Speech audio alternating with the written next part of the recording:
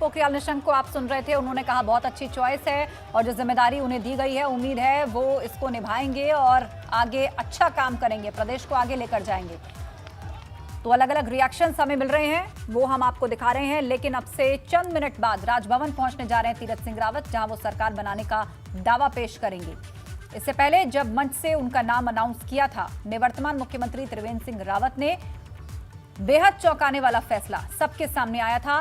किसी को उम्मीद नहीं थी, जिसके बारे में किसी ने सोचा नहीं, सुना नहीं, जिस पर कोई चर्चा नहीं थी, जो नाम रेस में भी नहीं लिया जा रहा था, वही नाम तय हुआ और उत्तराखंड के नए सीएम बने तीरथ सिंह रावत। तो बीजेपी ने इस बार भी वाकई चौंका दिया। जश्न का माहौल बीजेपी दफ्तर के बाहर और थोड़ी देर बाद राजभवन पहुंचने जा रहे हैं तीरथ सिंह रावत। मीडिया से मुखातिब हुए, मंच से भी उन्होंने कई तरह की बातें कही, अपना बड़ा भाई बताया त्रिवेंद्र सिंह रावत को और कहा कि 4 साल में जो उन्होंने कामकाज किया है, जो चहुमुखी विकास किया है, उसको आगे ले जाएंगे। एक बहुत बड़ी जिम्मेदारी और चुनौती इस वक्त उनके कंधों पर पार्टी ने रखी है, क्योंकि अगले साल विधानसभा चुनाव होने जा रहे हैं। तो ऐसे में जो भी कामकाज अब यहाँ से आगे होगा, नेतृत्व परिवर्तन के बाद, चेहरा बदलने के बाद, उस आधार पर भी बहुत कुछ आंका जाएगा। उस आधार पर भी बहुत हद तक जनता पार्टी का, नेतृत्व का, कामकाज का आकलन करेगी। लेकिन थोड़ी देर पहले जब मीडिया से वो मिले, उनसे बातचीत की, तो इमोशनल भी हो गए, भावुक भी हो गए और रूंधे हुए गले से उन्होंने कहा कि कभी सोचा नहीं था यहां तक आऊंगा। अजीत सिंह राठी हमारे साथ फोन लाइन पर जुड़ गए हैं। अजीत, बताइए क्या ताजा अपडेट आपके पास है, क्या जानकारी, पहुंच गए हैं क्या राजभवन तीरथ सिंह रावत? आशा, देखिए वो इस वक्त राजभवन के आसपास होंगे या राज्यपाल महोदय के सामने पहुंच गए होंगे। वो भी थोड़ी देर में दावा पेश कर देंगे और दावा पेश करेंगे उन्हें मुख्यमंत्री पद और गोपनीयता की शपथ दिलाने के लिए, और राज्यपाल उनको एक समय दे देंगी। और जो समय पहले से ही पार्टी की तरफ से है कि 4 बजे शपथ ग्रहण समारोह होगा और ये बहुत जल्दी सब चीजें हो रही हैं। आज का दिन बहुत स्पीड के साथ आगे बढ़ रहा है, समय की चाल आज बहुत बढ़ गई है। सुबह विधानमंडल की बैठक, शाम को शपथ, और ये सब जितना भी अपना पिछले 1 सप्ताह से जो यहाँ महासंग्राम राजनीति का चल रहा था, उसका पटाक्षेप होने जा रहा है। देखने वाली बात यह है कि जो मुख्यमंत्री के दावेदार थे, जो बड़े दावेदारों में थे, रमेश पोखरियाल निशंक, अजय भट्ट, सतपाल महाराज, धन सिंह रावत, तो अब इनका रुख क्या रहता है, इनके कैंप के लोग, इनके समर्थकों की क्या प्रतिक्रिया होती है, ये एक देखने वाली बात होगी।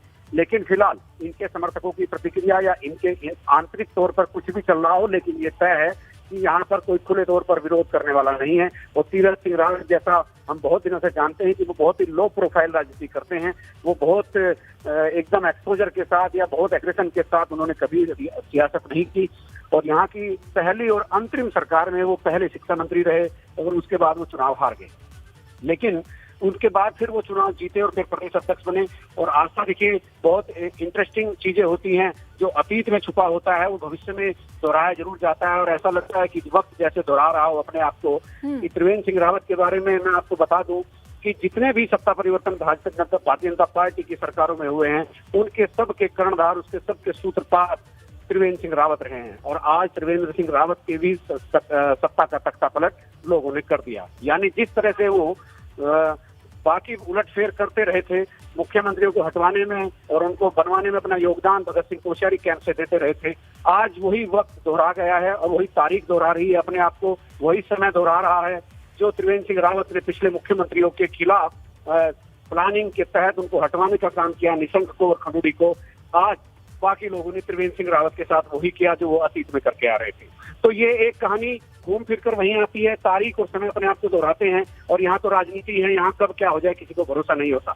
लेकिन तीरथ सिंह रावत का मैं इतना आप जरूर कहूंगा कि प्रशासनिक अनुभव बहुत कम है। उनके सामने बड़ी चुनौतियां होंगी कि वो प्रशासन को, इतनी बड़ी शासन व्यवस्था को कैसे मुकम्मल तौर पर संभालेंगे। उनके सामने दोहरी चुनौती होगी। बेशक, तो प्रशासनिक अनुभव किस तरह का उनका रहा है, इस पर हम आपसे बातचीत करें। आप बने रहिए अजीत। लेकिन एक बार हम सुनवाना चाहेंगे कि तीरथ सिंह रावत ने क्या कहा जब मीडिया के सामने वो आए, और क्या कुछ कहा उन्होंने जब उनका नाम अनाउंस हुआ, उसके बाद किस तरह की बातें उन्होंने रखी। छोटे से कार्यकर्ता को गांव से आया हुआ, कल्पना नहीं की थी कभी मैंने कि इस तरह का यहाँ तक होगा वो उनके। और आज मैंने यहाँ पे छत्तीसगढ़ रमन सिंह ने किया है। और मेरा है कि ये जनता के विश्वास पर पूरा खरा उतरने का प्रयास करेंगे। 4 साल माननीय मुख्यमंत्री जी ने जो काम किए हैं इस प्रदेश के लिए उसको आगे बढ़ाएंगे और अपने प्रधानमंत्री जी जो ड्रीम प्रोजेक्ट उत्तराखंड के अंदर उसको लेकर के चौमुखी विकास करेंगे। मैंने कहना कभी कल्पना नहीं की थी और इस प्रकार का मौका मुझे मिला, मेरे बड़े नेतृत्व ने मुझे मौका दिया, आशीर्वाद दिया है, तो निश्चित है सबको मिलकर के लेके चलने काम करेंगे। तो सुना आपने तीरथ सिंह रावत मीडिया से बातचीत करते हुए गला रूंध गया उनका और उन्होंने कहा कि मैं एक छोटा सा कार्यकर्ता छोटे से गांव से निकला, कभी मैंने कल्पना नहीं की थी कि इतना बड़ा भी दिन आएगा। आज मुख्यमंत्री बनाए गए हैं, उत्तराखंड के राजभवन पहुंच चुके हैं, सरकार बनाने का दावा पेश करेंगे और शाम 4 बजे शपथ ग्रहण होगा और उसके बाद अपना कार्यभार संभाल लेंगे।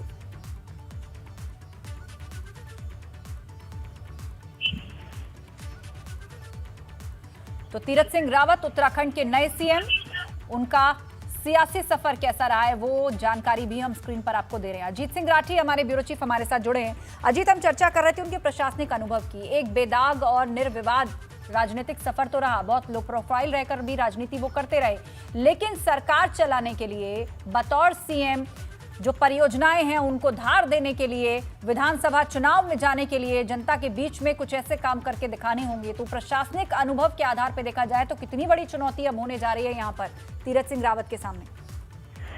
जी देखिए आस्था, जैसा मैं भी आपके सामने जिक्र कर रहा था कि वो अंतरिम सरकार में शिक्षा मंत्री बने थे, लेकिन अंतरिम सरकार का समय बहुत लंबा नहीं था और 2002 में फरवरी में विधानसभा चुनाव हो गए थे।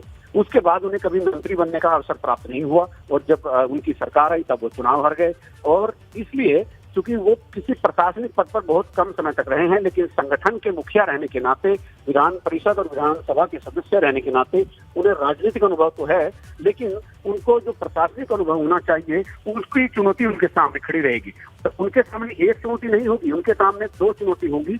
एक तो वो राजनीतिक मोर्चे पर 2022 की चुनावी वैतरणी पार कराने के लिए पार्टी की कसौटी पर खरा उतरने का एक इम्तहान हर दिन उनको देना पड़ेगा, और दूसरा वो जो प्रशासनिक मशीनरी यहाँ बेलगाम हो गई है, जिसके बारे में भारतीय जनता पार्टी के विधायकों ने सेंट्रल लीडरशिप तक भी ये बात कही है कि हमारे यहाँ सुनवाई नहीं होती और जो जनप्रतिनिधियों की इंसल्ट हो रही है, उनकी बेइज्जती की जा रही है।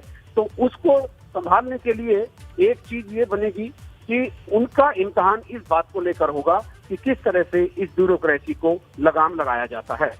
तो ये एक कहानी इस तरह से बन रही है। लेकिन देखिए आशा, मैं एक चीज जरूर कहूँगा कि राजनीति में व्यक्ति के बजाय टीम काम करती है। अगर उन्होंने अच्छी टीम बना ली, उन्होंने ईमानदार और अच्छे और कुशल अफसरों को, काम करने वाले रिजल्ट ओरिएंटेड अफसरों को अपने पास रखा, तो बेशक उनकी जो चुनौती है वो कम हो जाएगी। और अभी तक जो अफसर बेलगाम हो रहे थे और मुख्यमंत्री के बहुत नजदीक थे, पूरा सिस्टम बिल्कुल उन्होंने एकदम बना दिया था। अगर वही अफसर दोबारा भी अपनी जिम्मेदारियों पर रहेंगे और पावर सेंटर बने रहेंगे तो तीरथ सिंह रावत के लिए भी मुश्किल हो जाएगी। केवल मामला चयन का है, वो ब्यूरोक्रेट्स का और अपने पॉलिटिकल साथियों का किस तरह के लोगों का चयन करते हैं। जी आस्था। जी हाँ, बिल्कुल, ये बहुत महत्वपूर्ण पॉइंट आपने उठाया, क्योंकि हम अगर सरकार के अभी तक के कामकाज को अगर देखें तो इस तरह के टकराव की स्थिति हमें पहले देखने को मिली है। बहुत सारे विधायकों ने शिकायत की कि ब्यूरोक्रेसी उनकी सुनती नहीं है या ब्यूरोक्रेसी पर पकड़ नहीं है, इसीलिए काम जो है या तो अटके पड़े रहते हैं या फिर भ्रष्टाचार इतना हो जाता है। तो इस सबसे भी निपटना और तेजी के साथ कामों को पूरा करना, डिलीवरेंस, वो एक बड़ी चुनौती होगी यहाँ पे।